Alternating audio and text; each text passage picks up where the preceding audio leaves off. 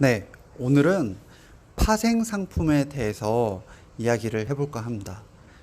파생 상품 중에서도 가장 기본인 선물에 대해서 개념을 한번 정리해 보도록 하겠습니다. 보통은 이름 자체가 많은 의미를 내포하고 있는 경우가 많죠. 선물도 마찬가지입니다. 선물의 영어 이름은 futures예요. futures는 미래란 뜻이죠. 그리고 선물의 반대되는 개념인 현물은 영어 이름이 스팟이에요. 스팟은 점이란 뜻인데요. 또 다른 의미로는 지금, 또 찰나의 순간이라는 의미도 있습니다. 자, 선물은 미래, 현물은 지금. 도대체 뭘 의미하는 걸까요? 바로 거래가 완료되는 시점을 이야기하는 겁니다. 선물 같은 경우는 거래가 완료되는 시점이 미래인 거고요. 현물 같은 경우는 거래가 완료되는 시점이 바로 지금인 거죠.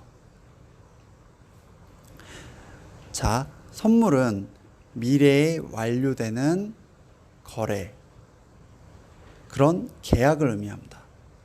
자, 미래에 완료가 되다 보니까 시간차가 있게 되고요. 계약이다 보니까 계약금이 있습니다.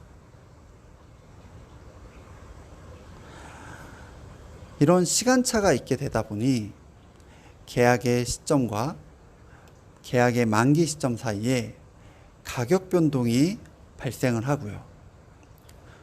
또 이게 계약이다 보니까 계약금이라는 개념이 또 들어가게 됩니다. 실제로 약정을 할 때, 약속을 할 때 금액 전체를 주는 게 아니라 금액의 일부인 계약금만 가지고 거래를 시작할 수 있는 거죠. 그리고 이러한 계약금으로 거래가 가능하기 때문에 선물은 레버리지 효과를 불러일으키게 됩니다. 예를 들어 볼게요. 자, 갑이란 사람이 100만 원이 있습니다. 제가 갑이라고 할게요. 그리고 을은 전화기를 갖고 있어요. 저와 을이 거래를 합니다. 자, 내가 100만 원을 줄 테니까 너는 폰을 달라. 그런데 실제로 주고받는 거는 1개월 뒤에 하자. 자, 1개월 뒤에 이 폰의 값이 110만 원이 됐다고 해볼게요. 그러면은 플러스 10만 원의 이익이 발생을 하겠죠. 반대로 폰이 90만 원이 됐다고 하면 마이너스 10만 원의 손실을 갑인 저는 보게 됩니다. 그런데 이거는 현물 거래일 때고요. 1개월 뒤에 실제로 주고받기로 한 선물 거래이기 때문에 수익률 계산이 달라지게 됩니다. 자, 100만 원의 폰을 사기로 했는데 1개월 후에 주고받는 거니까 제가 100만 원 다 주지 않고 10%인 계약금 10만 원만 을한테 줬다고 해볼게요.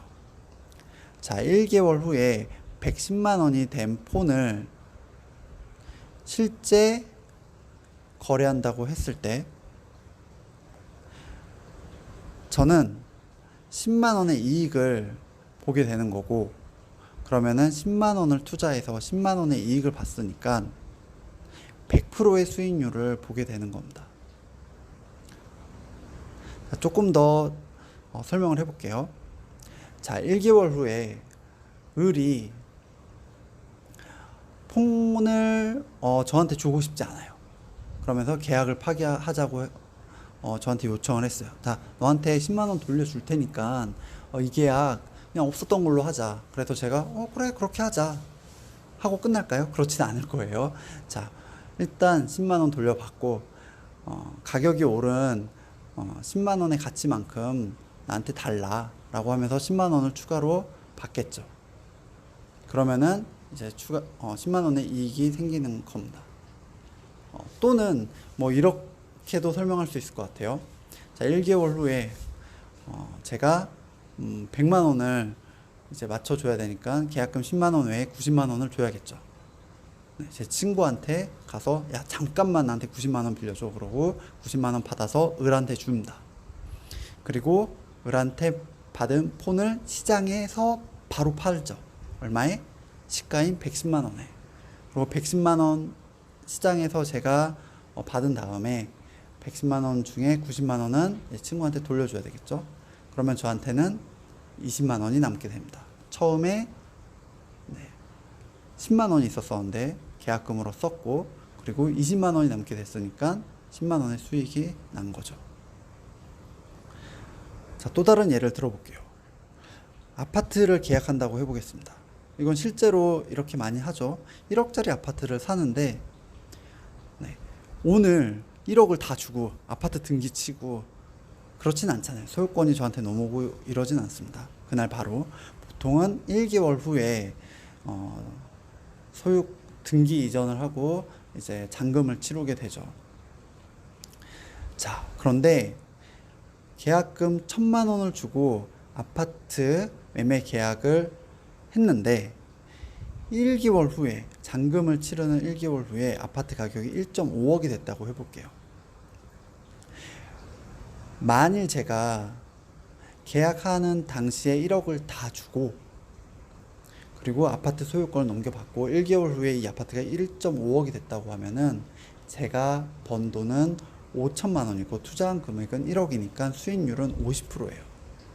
그런데 계약을 시작할 때 내가 1,000만 원의 계약금만 줬잖아요.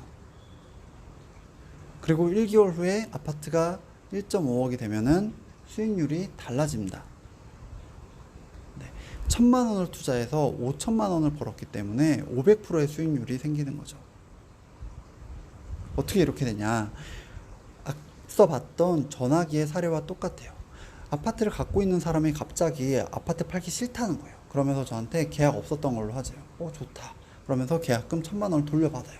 대신 제가 1,000만 원만 돌려받고 끝나진 않겠죠. 지금 시세가 1억 5천이 됐으니 5천만 원 더 달라고 할 수 있을 거예요. 그리고 5천만 원을 받으면 저의 수익은 5천만 원이 되는 거죠.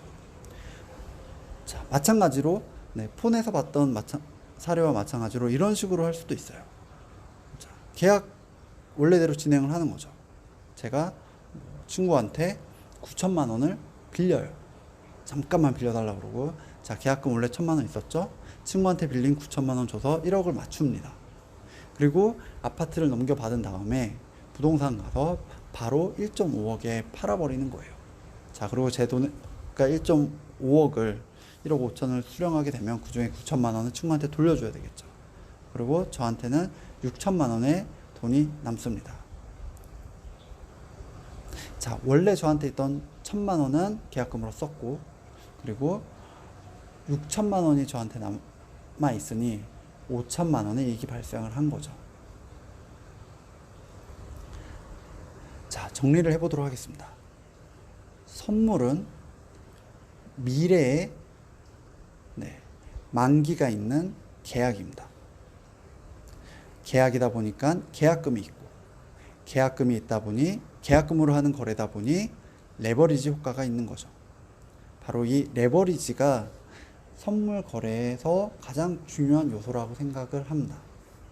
그리고 이게 지금 당장 제가 물건을 갖고 있어야지만 팔 수 있는 게 아니잖아요.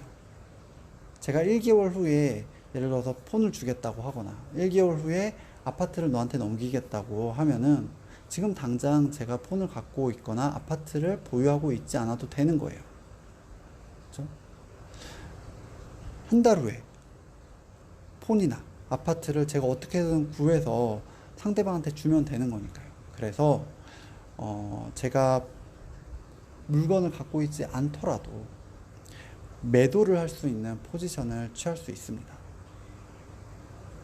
자, 이렇게 선물의 기본 컨셉을 이해하게 되면은 ETF 레버리지 또는 인버스 ETF 이런 다양한 상품들이 만들어지는 원리를 이해할 수 있고요. 또 차익 거래라든가 또 롤오버 코스트라든가 이런 개념들도 이제 이해를 할 수 있게 됩니다. 네, 다음에 이런 부분에 대해서 또 설명을 하도록 하고 오늘은 이상으로 마치도록 하겠습니다.